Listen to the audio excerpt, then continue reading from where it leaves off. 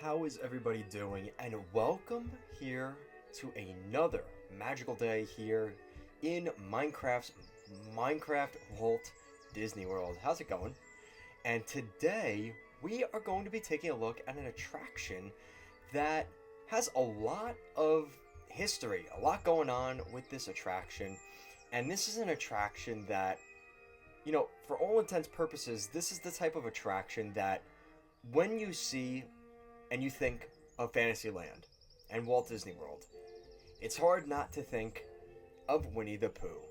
And we are going to be doing a tour of probably now with Muppet Vision closing and the closure of Dinosaur and the Backlot Tour and Great Movie Ride. This is the nostalgia juggernaut for me.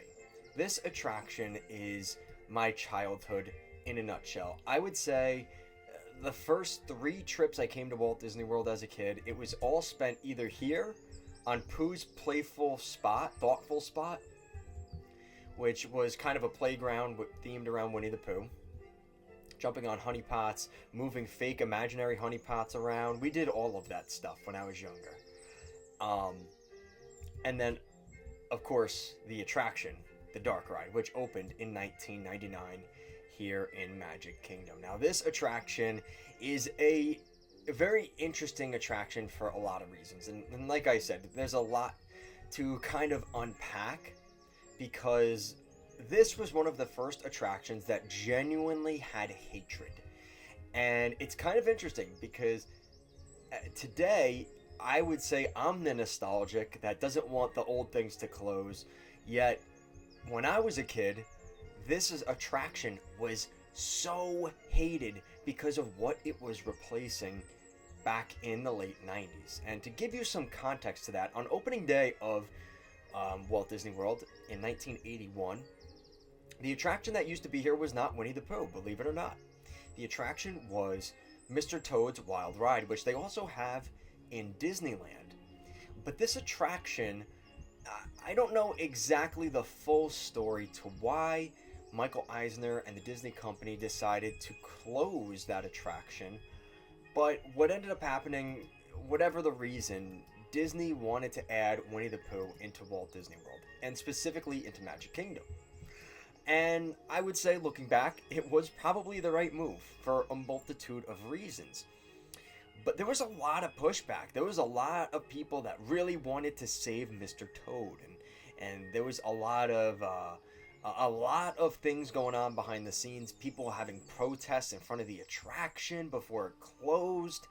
This was the first version of everything we've seen since of attractions that people would lock themselves to because they just didn't want to let that attraction go. This was the first one to do that. And kind of following along, this obviously Winnie the Pooh, which is based off of A.A. Milne. He made a ton of stories about the character Winnie the Pooh and, of course, all of his wonderful friends in the 100-Acre Woods.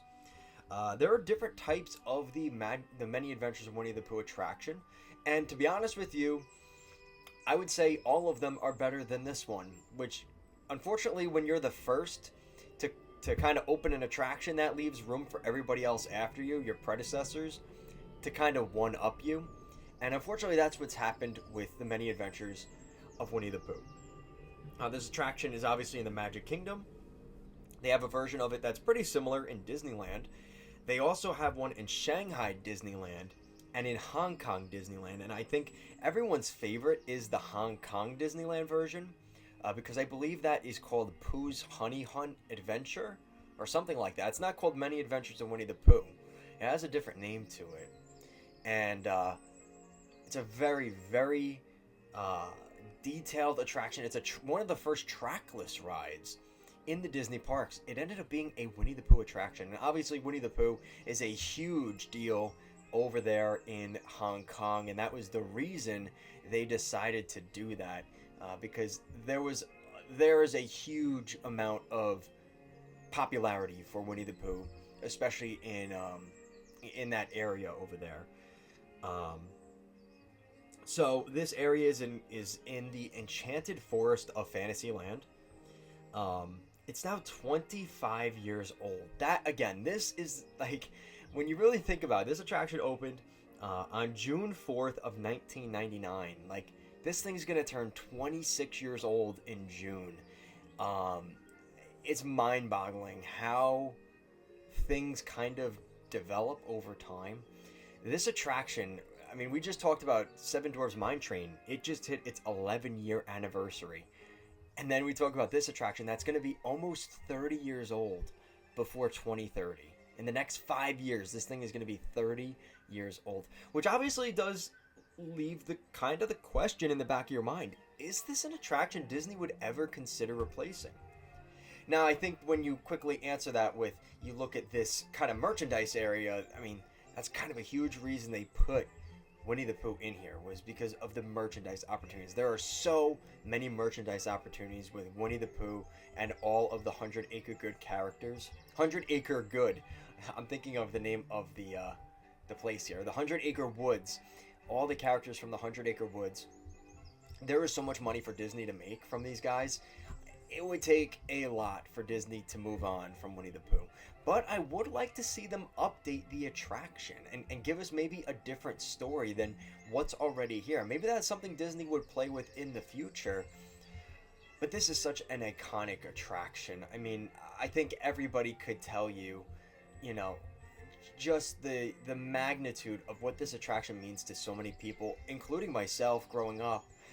This is one that's gonna last a while. And I personally would put it in the category of it should never change, but we've seen how much technology has advanced all these attractions. You know, in terms of animatronics, this attraction is definitely lacking in terms of its sort of animatronics compared to a lot of the other attractions, even in just Fantasyland. And obviously you have a little Winnie the Pooh meet and greet here. And fun fact, you can meet all of the Winnie the Pooh 100 Acre Wood characters for the different parties, either the Christmas party or the Halloween party. All of them dress up, and you can take a picture with all of them. So keep that in mind on the next time you go on a special ticket event over here. Or even if you want to see a sneak peek of them, they usually kind of mull around here when they're kind of going back to maybe eat some honey or take a break in between their meet and greets. You could see them hanging out a lot here throughout the day.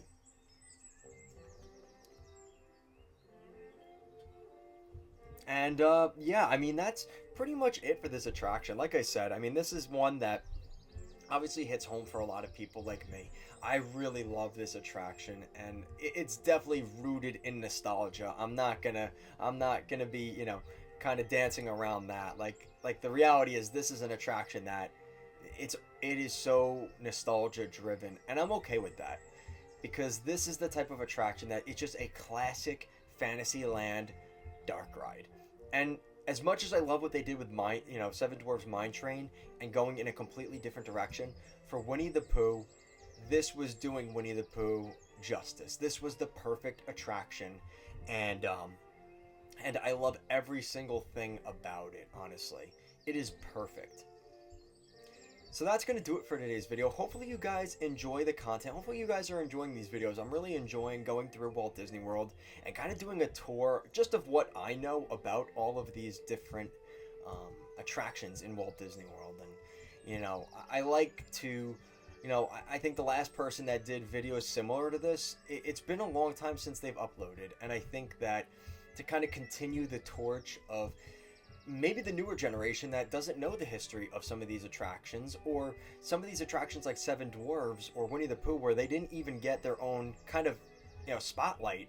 I figured this was a great way for us to kind of shed some light on some of these attractions like Winnie the Pooh and Seven Dwarfs and things like that that maybe got overlooked. So thank you for watching, guys. Make sure to like, comment, share, and subscribe. And I'll see you guys again next time. Have a magical day.